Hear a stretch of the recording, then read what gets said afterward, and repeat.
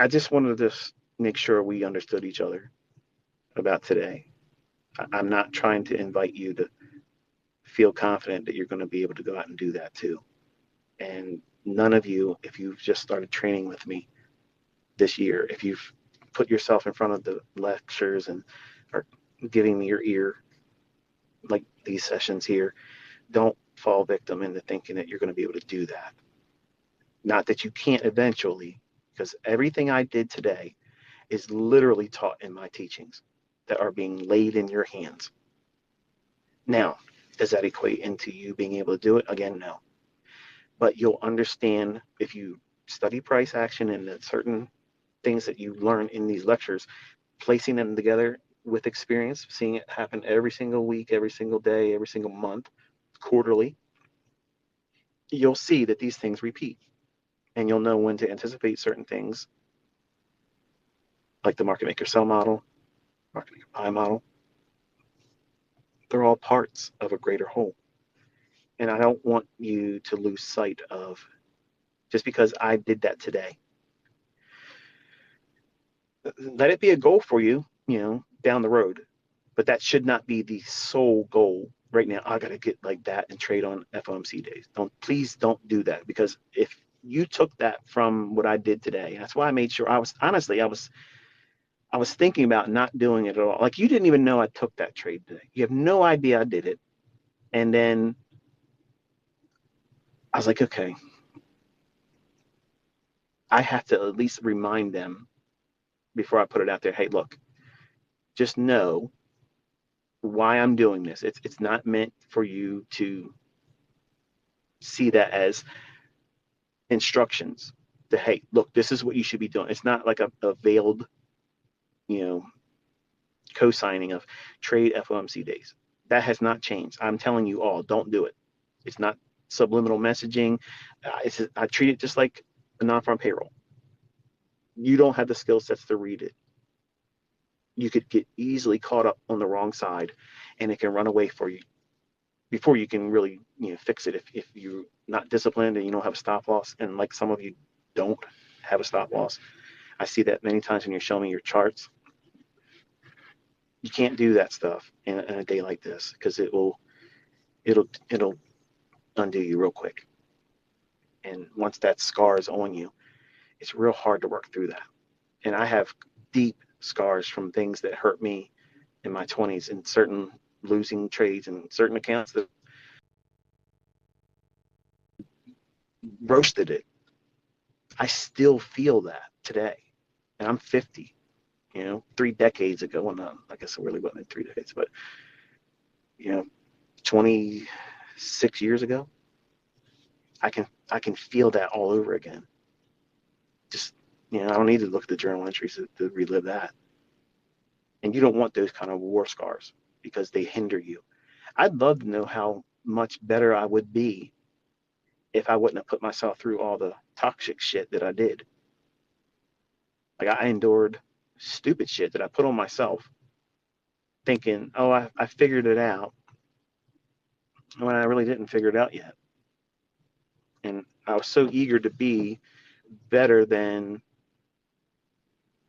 what I really was at the time, because I needed that validation. I needed that feeling of accomplishment, arriving, not being relegated to the status of mediocre, which I feared.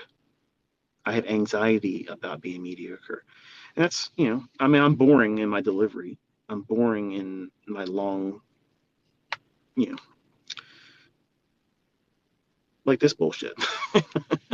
Like, get to the point. Well, the point is, this is hard shit, and you need somebody to be honest with you and tell you you're making dumb decisions if you are doing some of the things we talked about in this discussion. If you're focusing on those things, they're all the wrong things to focus on. And knowing that they're the wrong things is important, so that way you don't waste time and energy. And listening to a couple hours long of an old guy listening to how he fucked himself all up and held himself back, and telling you, in all honesty, if I wouldn't have done these things to myself, how much better am I as a trader if I would have done less of that dumb shit? Like, I didn't have anybody telling me I was off course. I didn't have anybody saying, dude, you're doing some stupid shit here. Like, it felt right at the time. Just like it probably feels right for you when you put your fucking over leveraged trade on without a stop loss because, hey, you got away with it the last 2 times. So let's try to do it on FOMC. And then you get your ass handed to you or ruins you completely. You can get to a point where it does you in and you can't do any more trading anymore because you're totally afraid. You might open up another account, but you cannot trade after that. You'll do dumb shit. And subconsciously, because you can't stand the pain of not knowing what to do, you'll start taking stupid little dumb trades, and that will over time blow that next account out. And that way you're removing yourself from it because subconsciously you just want to be out of that pain. I have done that to myself too. It's a weird feeling. It doesn't make sense to someone that has never really traded with live funds. But my second year, there was one account that I had, and I was literally on the verge of feeling like I had figured out everything I ever needed to do. And then all of a sudden, one losing trade, put me into a series of drawdown. And over the course of a couple of days, I blew the account out. And it's because at the time, I didn't want to be patient with myself and give myself time to just work through that drawdown. So I just literally took death by 1,000 cuts. I literally just sat there and just kept getting in trade after trade after trade after trade. Trading in an account, mind you now, every round turn was $100. That's theft. That should have been fraud. Okay, each trade was $100 per contract. They call it a full service brokerage. Oh yeah, you got service fully. Deeply too. No lube. But I did this subconsciously. I didn't know it at the time, but looking back at it now, knowing more about myself and psychology and how I think, I purposely just did it because I didn't want to wait for the next trade to set up that was valid. I was so worn out with the waiting, the discipline that was required. I was like, you know what? It's easier for me to just do this, run the account down, so that way I don't have any excuse.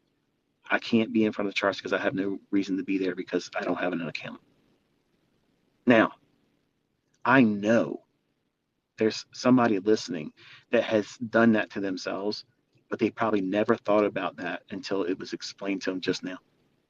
Like you probably thought about it, but as soon as you start thinking about it, you dismiss it real quickly because it's uncomfortable.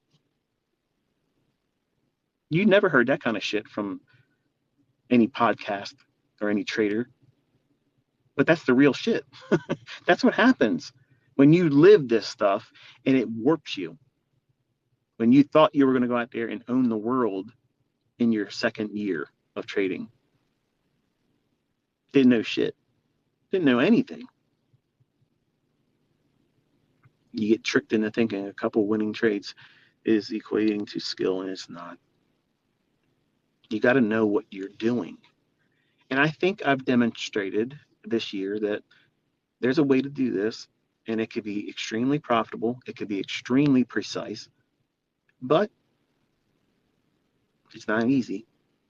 It just looks easy because I've been doing it for a long time. But once you know how to get out of your own way and you trust the rules, it is easy. But getting to that point, trusting yourself to get out of your own way and following the rules, that is hard. It is very hard. It takes so much discipline. And I can't articulate it in enough words or emphasis that really grabs the sheer essence of what is required to be in that state of mind, to be this consistent and that dialed in. But you all are capable of becoming that, because if you have not taken this away from being under my wing this far, I've openly admitted that I have several mental illnesses. I'm not afraid to say it. I'm not ashamed of it. It is what it is. Anybody that has listened to me long enough knows that I exhibit all these things. If I can do this, there's no reason why you can't. Like you might have one or two things that I say I have and wrestle with. So what? That doesn't mean you can't do this. You may not have money.